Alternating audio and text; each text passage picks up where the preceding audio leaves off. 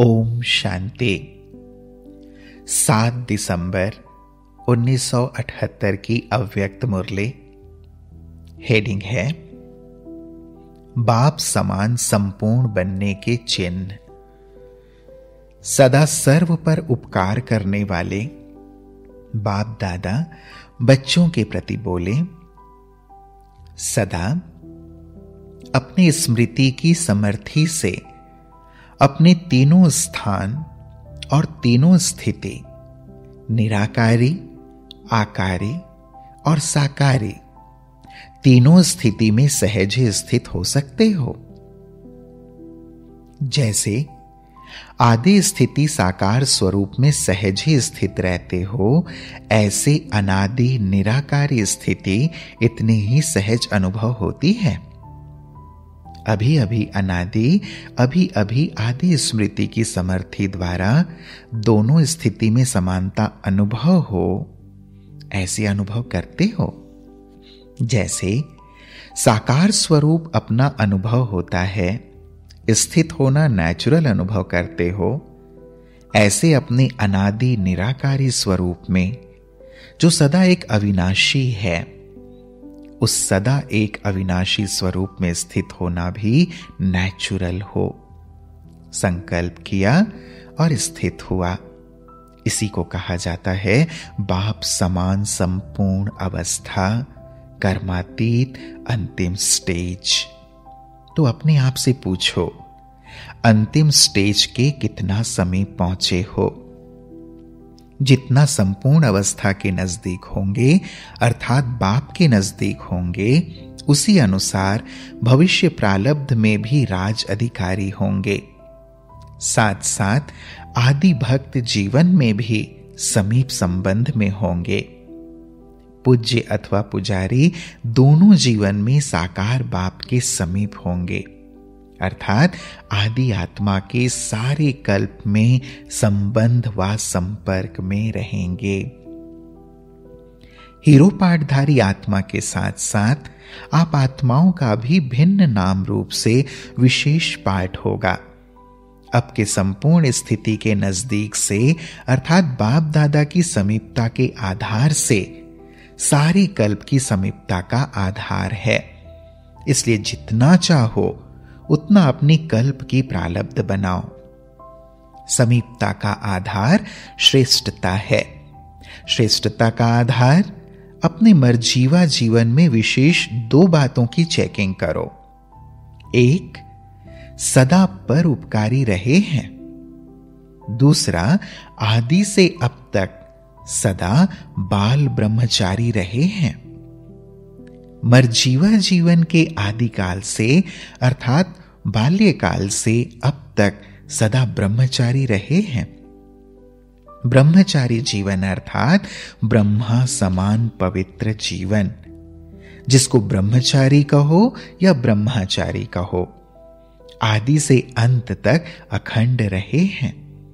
अगर बार बार खंडित रहे हैं तो बाल ब्रह्मचारी व सदा ब्रह्मचारी नहीं कहला सकते। किसी भी प्रकार की पवित्रता अर्थात स्वच्छता खंडन हुई है तो परम पूजनीय नहीं बन सकते हैं।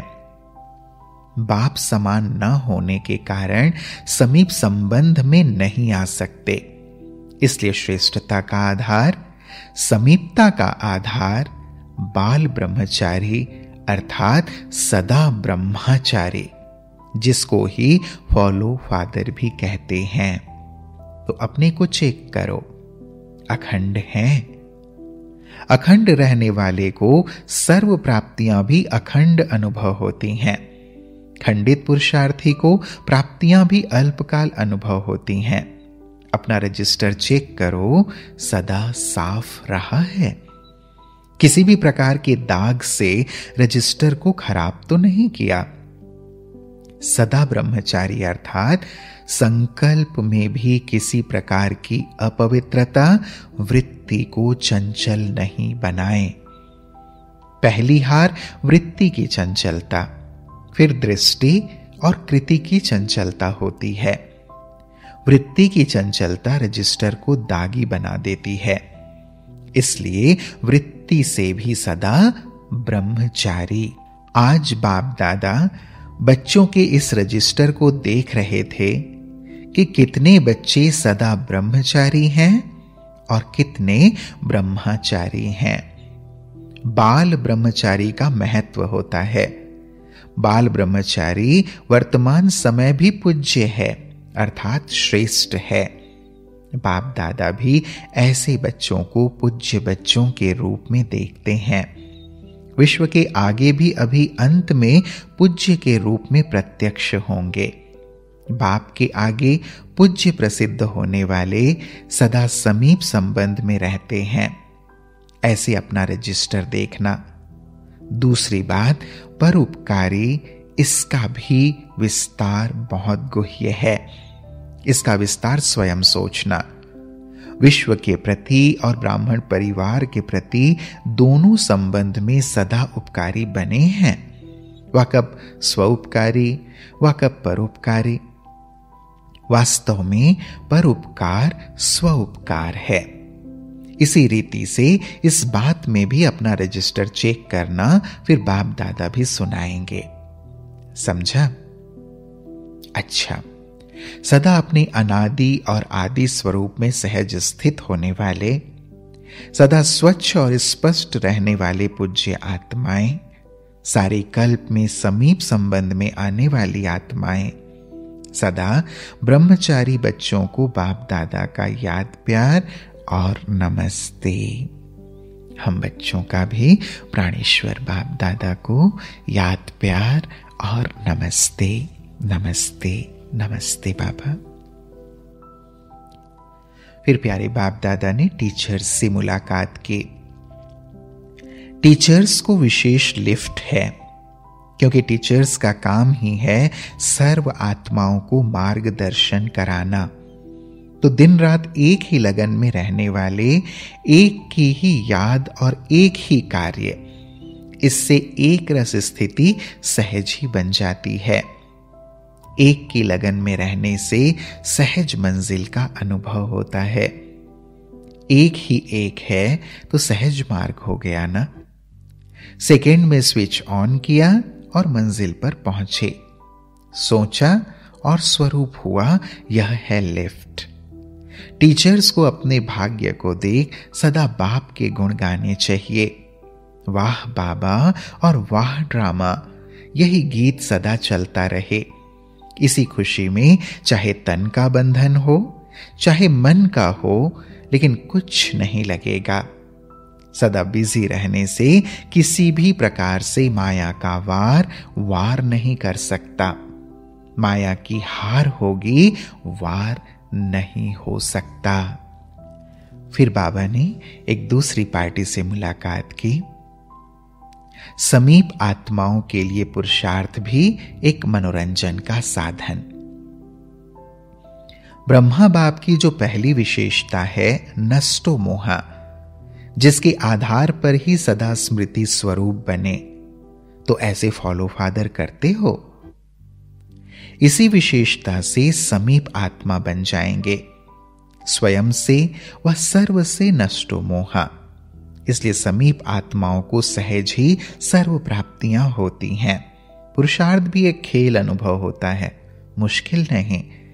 पुरुषार्थ करना भी एक मनोरंजन है। वैसे कोई हिसाब करो और मनोरंजन रीति से हिसाब करो तो फर्क पड़ जाता है ना। तो समीप आत्मा को पुरुषार्थ मनोरंजन अनुभव होता। समीप आत्मा की मुख्य निशानी आदि से अंत तक मुश्किल का अनुभव ना हो। फिर बाबा ने दूसरी पार्टी से मुलाकात की। सफलता का आधार साक्षी और साथीपन का अनुभव। सदा अपने को बाप के साथी समझकर चलते हो। अगर साथीपन का अनुभव होगा तो साक्षीपन का अनुभव होगा, क्योंकि बाप का साथ होने के कारण जैसे बाप साक्षी हो पाठ बजाते हैं, वैसे आप भी साथी होने के कारण साक्षी हो पाठ बजाएंगे। तो दोनों ही अनुभव करते हो, अकेले नहीं, लेकिन सदा सर्वशक्तिवान का साथ है। जहां साथ वहां सफलता तो स्वतः ही हुई पड़ी है। वैसे भी भक्ति मार्ग में यही पुकार देते हैं कि थोड़ी समय के साथ का अनुभव करा दो, झलक दिखा दो। लेकिन अब क्या हुआ? सर्व संबंध से साथी हो गए। झलक व दर्शन अल्पकाल के लिए होता है, लेकिन संबंध सदाकाल का होता है। तो अब बाप के समीप संबंध में आ गए कि अभी तक भी जिज्ञासु हो। जिज्ञासा तब तक होती जब तक प्राप्ति नहीं। अब जिज्ञासु नहीं, अधिकारी हो। हर सेकंड का साथ है।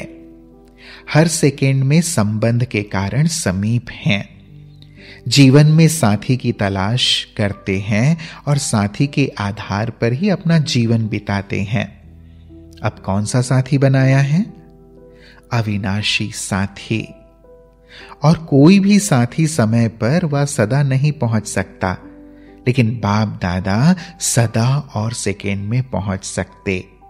यह जन्म जन्म का साथ है। भविष्य में भी बाप का तो साथ रहेगा ना।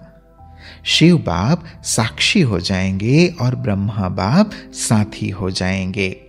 अभी दोनों साथी हैं। ऐसे अनुभव करने वाले सदा खुश रहते हैं। जो पाना था वो पा लिया तो खुशी होगी ना।